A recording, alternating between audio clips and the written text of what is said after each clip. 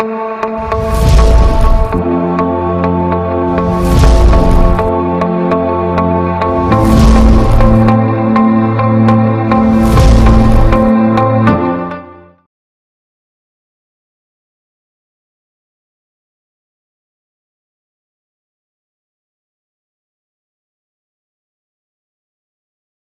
Student आज अपन discuss कर रहे हैं क्वेश्चन कोड DR1979। तो इसमें क्या गिवन है कि अपने पास 3 बॉल्स हैं, ये आप जैसे बॉल्स देख रहे हो। तो जो पहली बॉल है उसको मैंने थ्रेड से अटैच कर रखा है, और जो पहले और दूसरे नंबर की बॉल है उसमें एक स्प्रिंग लगी है, और जो तीसरी सेकेंड और थर्ड नंबर की बॉल है उसके बीच में एक और स्प्रिंग लग रही है। अपन को क्या है कि 2 केसेस गिवन है या 2 पार्ट्स गिवन है क्वेश्चन में, जिसमें पहली बार तो वो ये वाला जो थ्रेड है उसको काट रहे हैं, और दूसरी बार यहाँ पे जो BC स्प्रिंग है इसको काट रहे हैं, और अपन से पूछ रहे हैं कि एक्सेलरेशन ऑफ बॉल्स क्या होगा। मतलब अपन को तीनों बॉल्स का एक्सेलरेशन इन दोनों केसेस में फाइंड करना है। ठीक है, तो सबसे पहली बात तो इसमें अपन को जो बात समझने की है वो ये है कि जो मेरी स्प्रिंग होती है, क्या जब हम स्प्रिंग को दबाते हैं या स्प्रिंग को खींचते हैं तो क्या वो अपनी स्टेट वापस आने की कोशिश करती है। जैसे मैं स्प्रिंग को दबा रहा हूँ तो वो वापस अपनी नेचुरल स्टेट में आने की कोशिश करेगी, या अगर मैं स्प्रिंग को खींच रहा हूँ तो वो अपनी स्टेट में वापस आने की कोशिश करेगी। तो इससे क्या बोल सकते हैं कि स्प्रिंग में एक इनर्शियल प्रॉपर्टी है ना, कि वो अपनी स्टेट रिटेन करने की कोशिश करती है। तो इसी तरह मैं बोल सकता हूँ कि जब अपन स्प्रिंग, इसमें कॉन्सेप्ट ये है ना, कॉन्सेप्ट ये है, अगर मैं कॉन्सेप्ट की बात करूँ कि टेंशन इम्पल्सिव फोर्स होती है ना, ये जो टेंशन आ रही है इस रस्सी में एक इम्पल्सिव फोर्स है। तो टेंशन अपने आप को बहुत जल्दी रीएडजस्ट कर लेती है ना। अगर मैं बोलूँ टेंशन इम्पल्सिवली अपने आप को एडजस्ट कर लेती है, इम्पल्सिवली रीएडजस्ट। और जो मेरी स्प्रिंग है वो इतनी जल्दी एडजस्ट नहीं कर पाती है ना। यानी अगर मैं स्ट्रिंग की बात कर रहा हूँ यार, क्योंकि स्ट्रिंग में ही टेंशन की बात होती है, और अपन स्प्रिंग की बात करें है ना, अगर मैं स्प्रिंग की बात करूं तो वो अपने आप को इतनी जल्दी एडजस्ट नहीं कर पाती है ना। यानी स्प्रिंग, अगर अपन स्प्रिंग को पता नहीं लगता है, ऐसा बोला जाए, स्प्रिंग अपनी इनर्शियल प्रॉपर्टी के कारण वैसी की वैसी रहती है, इनर्शियल प्रॉपर्टी के कारण रीएडजस्ट नहीं हो पाती है ना। तो ये अंतर होता है दोनों चीजों में, स्प्रिंग और स्ट्रिंग में है ना। डज नॉट रीएडजस्ट मतलब एडजस्ट होती है बाद में, थोड़ी टाइम बाद हो जाती है, बट उसी टाइम पे नहीं होती। ठीक है, तो इसमें यही कॉन्सेप्ट लग रहा था। अब मैं क्वेश्चन को सॉल्व करता हूँ। तो क्वेश्चन सॉल्व करने में क्या है कि सबसे पहले मेरा केस 1 है ना। केस 1 क्या है कि स्ट्रिंग को काट दिया, मतलब मैंने ये वाली स्ट्रिंग को काट दिया। जब मैंने ये वाली स्ट्रिंग को काटा तो सबसे पहले तो मैं इसमें एक केस बना लेता हूँ कि मैं इनिशियली जो एलोंगेशंस थे है ना, या इनिशियली जो फोर्सेस लग रही थी वो मैं बता देता हूँ आपको। यहाँ पे एक टेंशन लग रहा था, यहाँ पे KX1 लग रहा था है ना। KX1 क्यों? क्योंकि मैं इसको फर्स्ट फोर्स बोल रहा हूँ। यहाँ पे यही फोर्स क्योंकि इंटरनल है तो मैं इसको बोलूंगा KX1 यहाँ भी लग रहा है, बट B पे ये ऊपर की तरफ लग रहा है और A पे नीचे की तरफ लग रहा है। ठीक है, इसी तरीके से जो मेरा B और C के बीच में यहाँ पे एक KX2 फोर्स लग रहा है, और C पे एक KX2 फोर्स ऊपर लग रहा है। तो ये तरीके के अपने फोर्सेस अपने लग रहे हैं है ना, और साथ में mg तो लग ही रहा है। तो अगर मैं A की FBD बनाऊं है ना, A की FBD बनाऊं तो इस पे एक फोर्स टेंशन ऊपर लग रहा है, एक नीचे KX1 लग रहा है, और mg तो लग ही रहा है, तो mg प्लस KX1।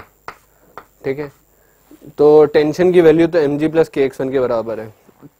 अगर मैं B की FBD बनाऊं है ना, ये B की FBD है, तो इसमें क्या है, KX1 ऊपर लग रहा है और mg इसका बॉल का नीचे लग रहा है, और KX2 नीचे लग रहा है। ठीक है, mg प्लस KX2।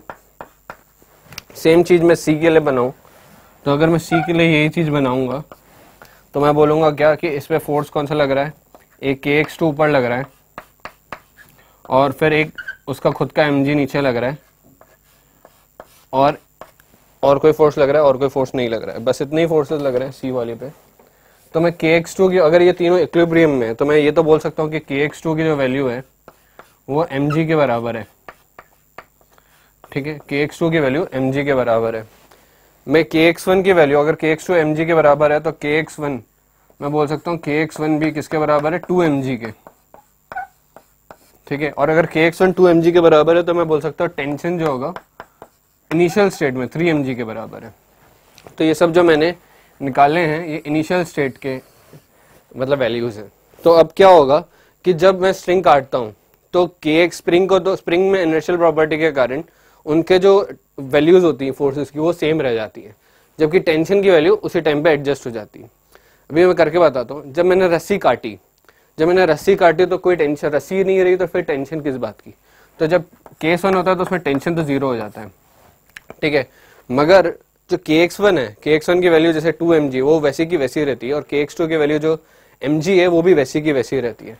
तो जब मैं इसमें a की वैल्यू बनाता हूँ तो अब इसमें नीचे कितनी फोर्स लग रही है, 2 mg, ठीक है। ऊपर की जो फोर्स थी, ओके, के जो ए पे फोर्स लग रही है, अब ध्यान से देखिए ऊपर कितनी फोर्स लग रही है, एक तो 2 mg kx1 के कारण और प्लस उसका खुद का mg, ठीक है। तो ये ए बना रहा हूं मैं, ऊपर का टेंशन जा चुका है क्योंकि वो जीरो हो चुका है। तो अब आप एक्सेलरेशन, अब नेट फोर्स देख सकते हो, इसमें नेट फोर्स कितनी आ रही है, नेट फोर्स आ रही है 3 mg, और इससे एक्सेलरेशन क्या आ जाएगा, ए का 3 mg by m, 3 mg by m यानी कि 3g। एक्सेलरेशन ऑफ ए आ गया 3g। अब मैं सेम चीज बी के लिए करता हूं, है ना। बी के लिए जब मैं इसको बनाऊंगा तो बी में देखिए ऊपर लग रहा है 2 mg, क्योंकि kx1 तो चेंज हुआ नहीं होगा, तो अभी भी 2 mg लगे जा रहा है, ठीक है। यहाँ पे 2 mg अभी भी लग रहा है। जो बी में नीचे लग रहा है kx2 की वैल्यू mg है, वो अभी भी नीचे लग रही है, यानी kx2 mg, और फिर एक mg उसका खुद का वेट भी, तो mg। तो अभी भी आप देख लीजिए बी के केस में कि एफ नेट जो है बी के केस में, है ना, एफ नेट फॉर बी की अगर मैं बात करूं तो वो जीरो है। तो अगर F net for B zero है तो मैं बोल सकता हूं कि एक्सेलरेशन ऑफ बी जीरो है ना। यानी ए तो 3g से नीचे जा रहा है, बी वहीं के वहीं रह जाएगा, ठीक है। अब मैं सी का केस देखता हूं कि सी में कोई एक्सेलरेशन आ रहा है या नहीं, ठीक है। सी का केस जब मैं बनाता हूं तो सी में ऊपर की तरफ एक kx2 ऊपर लग रहा है ना, kx2 यानी से mg ऊपर लग रहा है क्योंकि वो भी चेंज नहीं हुआ होगा, है ना, और एक mg उसका नीचे लग रहा है। तो इसमें भी मैं बोल सकता हूँ कि नेट फोर्स जीरो है, क्योंकि ऊपर mg लग रहा है, नीचे mg लग रहा है। एफ नेट फॉर सी भी जीरो ही है ना, F net for C is also equal to zero.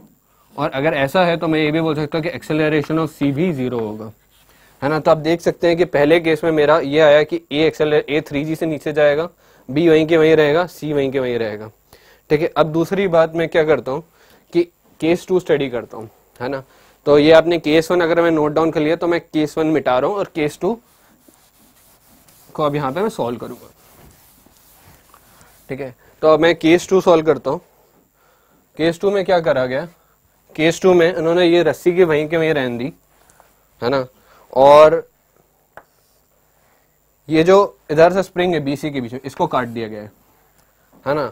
अब खैर स्प्रिंग को भी काट दिया गया है, तो जब स्प्रिंग नहीं रही तो फिर उसमें काय की स्प्रिंग फोर्स, है ना। तो kx2 की जो वैल्यू है वो जीरो हो जाएगी, बट kx1 वही का वही रहेगा, और टेंशन अपने आप रीएडजस्ट कर देगा। मैं दिखाता हूँ कैसे। सबसे पहले मैं इसमें बी केस बनाता हूँ, कोई फर्क नहीं पड़ता, मैं ए भी दिखा सकता हूँ, बट मैं पहले बी आपको दिखाना चाह रहा हूँ क्योंकि स्प्रिंग फोर्स की वैल्यू उसमें वही की वही रहेगी, ठीक है। इसमें kx1 अभी भी ऊपर लग रहा होगा, kx2 तो जीरो हो गया क्योंकि मैंने स्प्रिंग काट दी है। तो ये मैं बी बना रहा हूँ, ठीक है। तो बी में kx1 नीचे लग रहा है जिसकी वैल्यू अभी भी कितनी होगी, 2 mg के बराबर। kx2 उसमें लग रहा था वो कट चुका है, वो जीरो हो चुका है, एक उसके अलावा सिर्फ mg और लग रहा है। तो इसमें आप देखिए इसमें जो नेट फोर्स आ रही है, एफ नेट जो आ रहा है वो एफ नेट फॉर बी कितना आ रहा है, mg ऊपर की तरफ, है ना, क्योंकि 2 mg ऊपर लग रहा है और mg नीचे लग रहा है। तो इसका एक्सेलरेशन बी का कितना आएगा, g ऊपर की तरफ, ठीक है। ये बी का आ गया। मैं सी का भी बना देता हूँ, सी का बहुत आसान है, क्योंकि सी क्या है कि आप देखो भाई ये स्प्रिंग तो काट दी है, बॉल नीचे गिरनी चाहिए, तो देख लेते हैं इसमें फोर्स क्या ये नीचे गिरेगा, क्या ये फ्री फॉल करेगा या नहीं। तो इस पे mg लगेगा, क्या इस पे ऊपर कोई फोर्स लग रहा है, ऊपर kx2 लग रहा था, वो तो स्प्रिंग काट दी तो वो फोर्स जीरो हो गया, तो नीचे सिर्फ mg लग रहा है। तो इस पे एफ नेट जो है, इस पे जो एफ नेट है सी के लिए अगर मैं बोलूँ तो सर वो mg लग रहा है ना, और अगर मैं mg वो भी नीचे की तरफ, है ना, mg नीचे की तरफ, और इसमें एक्सेलरेशन जो c आएगा वो क्या आएगा, g नीचे की तरफ, है ना, यानी ये फ्री फॉल करेगा, जैसे एक्सपेक्टेड था कि इसको फ्री फॉल करना चाहिए वैसे फ्री फॉल ही कर रहा है। लास्ट में आता है केस ए, है ना, कि अगर ये केस ए के केस में क्या हो रहा होगा। तो ए के केस में भी देख लेते हैं कि क्या हो रहा होगा। तो जब मैं ए का केस बनाता हूं, तो जब इसमें टेंशन लग रहा होगा, है ना, जिसकी वैल्यू अभी भी 3mg होगी, या पता नहीं कुछ भी हो सकती इसकी वैल्यू, अभी मैं रुक जाऊँ। तो इसमें kx1 जो नीचे की तरफ लग रहा है वो 2mg लग रहा है ना, वो तो ऐसे ही लग रहा है, और एक mg वैसे ही लग रहा है, ठीक है। अब इसमें इसको तो पता नहीं है कि भाई इसकी वैल्यू क्या है, तो ये तो वैसे ही लग रहा है, क्योंकि इसमें नीचे की तरफ 3mg नीचे ऑफ कोर्स अभी भी लग रहा है, तो इसकी वैल्यू अभी भी 3mg ही रहेगी।